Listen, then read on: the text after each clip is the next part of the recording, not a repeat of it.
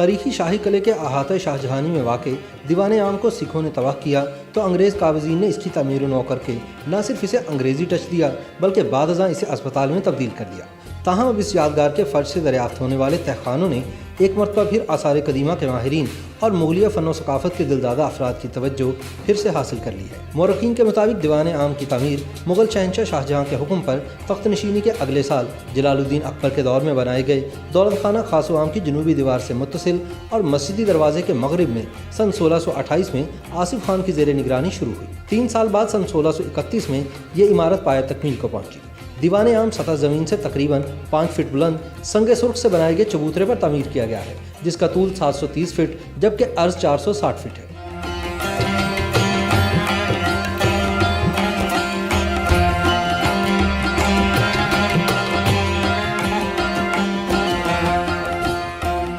کہتے ہیں کہ شاہجہاں نے اس یادگار کو ایرانی طرز چہل ستون کو مد نظر رکھتے ہوئے 40 ستونوں پر بنوایا تھا۔ شاہی قلعے کا دیوان عام دراصل بھارت میں شہنشاہ اکبر کے دور میں بنوائے گئے آگرہ قلعے میں واقع دیوان عام سے واضح مشابہت رکھتا ہے۔ تاہم انگریز دور میں ہونے والی تعمیر نو نے شاہی قلعے کے دیوان عام کی خوبصورتی کو خاصا کم کر دیا ہے۔ مورخین کے مطابق دیوان عام کی تعمیر کے وقت اس کے چاروں طرف کمرے تھے، جبکہ مشرق، مغرب اور جنوبی سمتوں میں داخلی راستے تھے۔ آج ان کمروں کے نشان تک باقی نہیں، لیکن سنگ سرخ کے 40 بلند ستونوں پر مشتمل کھلا ہوا دیوان عام ایک وسیع چبوترے پر اپنی جگہ اسی طرح قائم و دائم ہے۔ دیوان عام کے چبوترے کے ارد گرد سنگ سرخ کا خوبصورت جنگلہ تعمیر کیا گیا تھا، جس کا کچھ حصہ باقی تھا، مگر بعد ازاں اس جنگلے کو از سر نو تعمیر کیا گیا ہے۔ دیوان عام کے شمال کی جانب تخت شاہی ہے، جسے جھروکا کے نام سے بھی پکارا جاتا ہے۔ عہد مغلیہ میں یہاں بے شمار مرتبہ جشن کی تقریبات منعقد ہوئی۔ دیوان عام کا مقصد تخت شاہی کے سامنے کھڑے ہونے والوں کو دھوپ اور بارش سے محفوظ رکھنا تھا۔ اس دیوان کے دائیں بائیں اور سامنے راستے تھے جن سے امراء، وزراء اور دیگر ملازمین داخل ہوتے تھے۔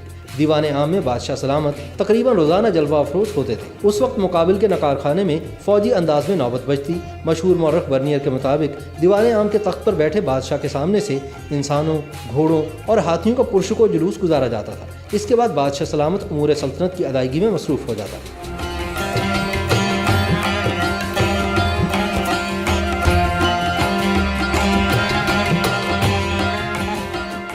مہاراجہ رنجیت سنگھ کے زمانے میں دیوان عام کا نام تخت رکھ دیا گیا، لیکن یہ سکھ حکمران شاہی تخت پر خود کبھی براجمان نہ ہوا۔ مہاراجہ رنجیت سنگھ کے مرنے کے بعد اس کی ارتھی جلائے جانے سے پہلے کچھ وقت کے لیے دیوان عام میں رکھی گئی تھی۔ سن 1891 میں سکھوں کی باہمی چپکلش کے نتیجے میں دیوان عام کو شدید نقصان پہنچا۔ سکھ دور میں جب سکھ سردار شیر سنگھ نے مہاراجہ کھڑک سنگھ کی بیوی مہارانی چند کور کے ساتھ لڑائی کے دوران بادشاہی مسجد کے میناروں سے زنبورک توپوں کے ذریعے گولہ باری کی تو دیوان عام کا بڑا حصہ گر گیا، جسے انگریزوں نے شاہی قلعہ لاہور پر تسلط حاصل کرنے کے فوراً بعد تقریباً 1849 کے آس پاس از سر نو تعمیر کروایا۔ اسی لیے یہ نئی تعمیر انگریزی طرز تعمیر کے مطابق ہے، تاہم اس سے عمارت کی مغلئی شکل تبدیل ہو گئی۔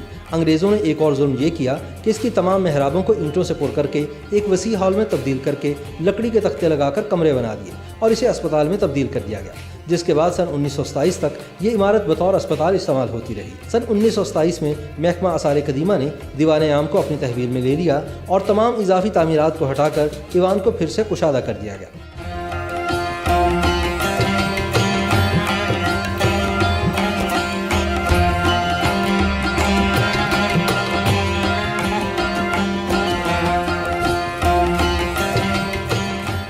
گزشتہ برس دیوان عام کے فرش کی مرمت اور بحالی کے دوران جب کھدائی کی گئی تو اس کے نیچے سے ایک تہخانہ دریافت ہوا، جس میں 3 بڑے کمرے اور سیڑھیاں موجود ہیں۔ ماضی میں تہخانہ کس مقصد کے لیے استعمال کیا جاتا تھا، اس بارے میں ماہرین آثار قدیمہ فی الحال کوئی اندازہ نہیں لگا سکے۔ تاہم آثار قدیمہ کے ماہرین اور مغلیہ ثقافت میں دلچسپی رکھنے والوں کے لیے دیوان عام کی کشش میں مزید اضافہ ہو گیا ہے۔ YouTube پر گوگلی نیوز دیکھنے کے لیے youtube.com کی سرچ بار میں googly news T V type کریں۔ گوگلی نیوز کے پیج پر سرخ رنگ کے سبسکرپشن والے بٹن پر کلک کرنا نہ بھولیے۔ YouTube پیج پر اپلوڈ ہونے والی ویڈیوز سے باخبر رہنے کے لیے بیل آئیکن پر کلک کیجیے۔ آپ کو ہر نئی ویڈیو کے بارے میں نوٹیفیکیشن موصول ہو جائے گا۔